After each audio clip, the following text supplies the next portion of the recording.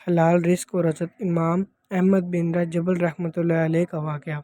بیان کیا جاتا ہے کہ ایک مرتبہ امام شفیع رحمۃ اللہ علیہ نے حضرت امام احمد رحمۃ اللہ علیہ کو خط لکھا کہ بہت عرصہ ہوا آپ تشریف نہیں لائے، آپ سے ملاقات کو جی چاہتا ہے۔ جواب میں حضرت امام احمد بن جبل رحمۃ اللہ علیہ نے فوراً اپنا پروگرام لکھ کر بھیج دیا کہ فلاں دن فلاں تاریخ کو میں آپ کی خدمت میں مصر میں حاضر ہو رہا ہوں۔ حضرت امام شفیع رحمۃ اللہ علیہ نے اپنے گھر والوں کو، اپنے ملنے جلنے والوں کو اور دوسرے علماء کو ان کے آنے کی اطلاع دی۔ پھر ان کی دعوت اور ان کے استقبال کا خصوصی اہتمام کیا گیا۔ آپ نے لوگوں سے بتایا کہ اگرچہ وہ میرے شاگرد ہیں مگر وہ ایک بہت بڑے امام ہیں، اللہ تعالیٰ نے ان کو بڑا مرتبہ عطا فرمایا۔ چنانچہ جس دن ان کو پہنچنا تھا، اس دن امام شفیع رحمۃ اللہ علیہ اپنے شاگردوں اور دوسرے علماء کو لے کر ان کے استقبال کے لیے شہر سے باہر تشریف لے گئے۔ اس وقت مصر کے جو بادشاہ تھے وہ بھی حضرت امام شفیع رحمۃ اللہ علیہ کے معتقد تھے۔ وہ بھی امام صاحب کے ساتھ استقبال کے لیے چلے آئے۔ پھر یوں ہوا کہ حضرت امام احمد بن جبل وقت پر مقرر پر پہنچ گئے۔ حضرت امام شفیع رحمۃ اللہ علیہ نے ان کا بڑا شاندار استقبال کیا اور پھر عزت و احترام کے ساتھ ان کو لے کر گھر پہنچ گئے اور ان کے لیے بہترین کھانے کا انتظام کیا۔ اس زمانے میں عام طور پر اولیاء اور بزرگوں کی شان یہ تھی کہ وہ کھانا بہت کم کھایا کرتے تھے اور رات بھر اللہ تعالیٰ کی عبادت کیا کرتے تھے۔ جب حضرت امام احمد بن جبل رحمۃ اللہ علیہ کھانا کھانے بیٹھے تو دیر تک اس طرح کھانا کھاتے رہے جیسے کئی روز کے بھوکے ہوں۔ باقی لوگ کھانا کھا کر اٹھ گئے مگر وہ کھاتے رہے۔ لوگ بہت حیران ہوئے کہ حضرت امام شفیع رحمۃ اللہ علیہ نے تو ان کی تعریف کی تھی کہ یہ بڑے اللہ والے اور بزرگ انسان ہیں مگر یہ تو خوب پیٹ بھر کر کھانا کھا رہے ہیں۔ لوگوں میں اور گھر والوں میں ان کے بارے میں چہم گوئیاں ہونے لگیں لیکن کوئی کچھ نہ بولا۔ پھر جس کمرے میں حضرت امام احمد بن جبل رحمۃ اللہ علیہ کے لیے رات کے وقت آرام کرنے کا انتظام کیا گیا، اس کمرے میں حضرت امام شفیع رحمۃ اللہ علیہ کی بچیوں نے ایک مصلی بچھا دیا، مسواک رکھ دی، استنجے کے لیے ڈیلے اور پانی رکھ دیا اور وضو کے لیے لوٹا بھی لا کر رکھ دیا تاکہ جب وہ رات کو تہجد کے لیے اٹھیں تو انہیں کسی قسم کی کوئی پریشانی نہ ہو۔ اور اس زمانے میں رات کو تہجد کے لیے اٹھنا ایک عام معمول تھا۔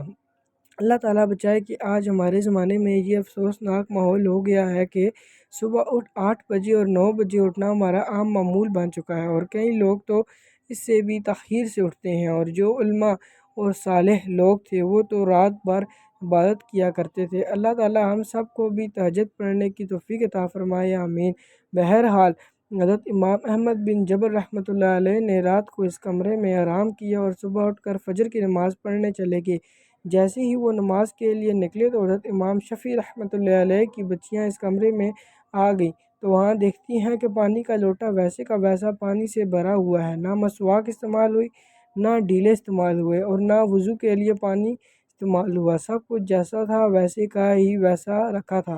اب ان کے دل میں یہ شبہ ہوا کہ شاید رات کو چونکہ زیادہ کھا لیا تھا اس لیے تہجد کے لیے آنکھ نہیں کھلی ہوگی۔ جبکہ فجر کی نماز پڑھ کر حضرت امام احمد بن جبل رحمۃ اللہ علیہ تشریف لائے تو گھر والوں نے حضرت امام شفیع رحمۃ اللہ علیہ سے کہا کہ آپ نے فرمایا تھا کہ وہ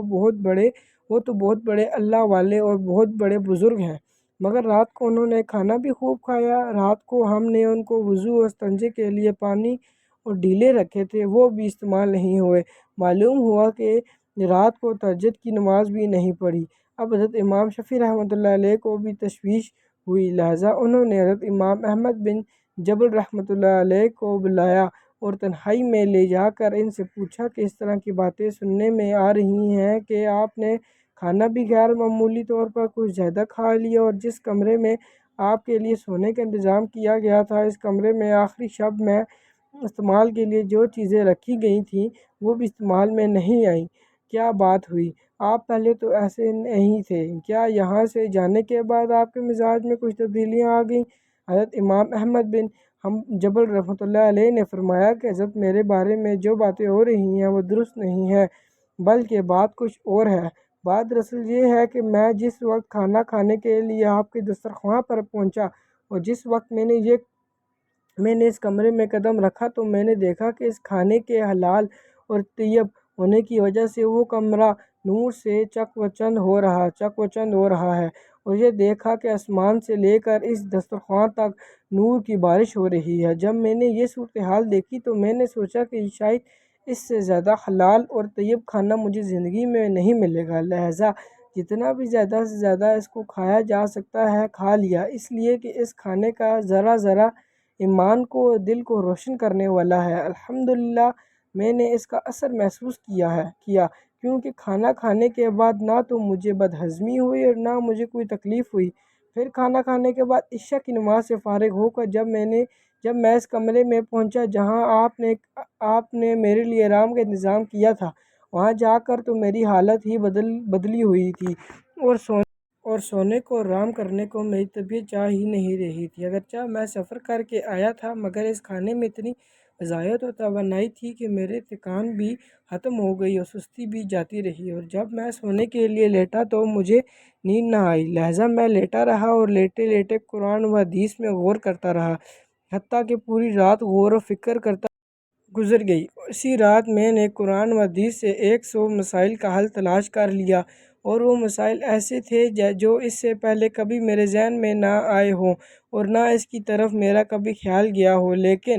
جب آج کی رات میں نے غور و فکر کیا تو مجھے ایسا محسوس ہوا کہ قرآن و حدیث کے علوم اور اثرات میرے سامنے کھلے ہوئے ہیں۔ تمام مسائل کی تفصیل اور وجوہات میرے ذہن میں آتے چلے جا رہے تھے، اور صبح تک میں مسائل کا حل جانچتا رہا۔ اسی حالت میں صبح ہو گئی۔ یہ سب آپ کے کھانے کا اثر تھا جو رات بھر میں نے محسوس کیا، اسی لیے تہجد کے وقت نہ تو لوٹا استعمال کرنے کی ضرورت پیش آئی اور نہ مسواک کرنے کی ضرورت پیش آئی،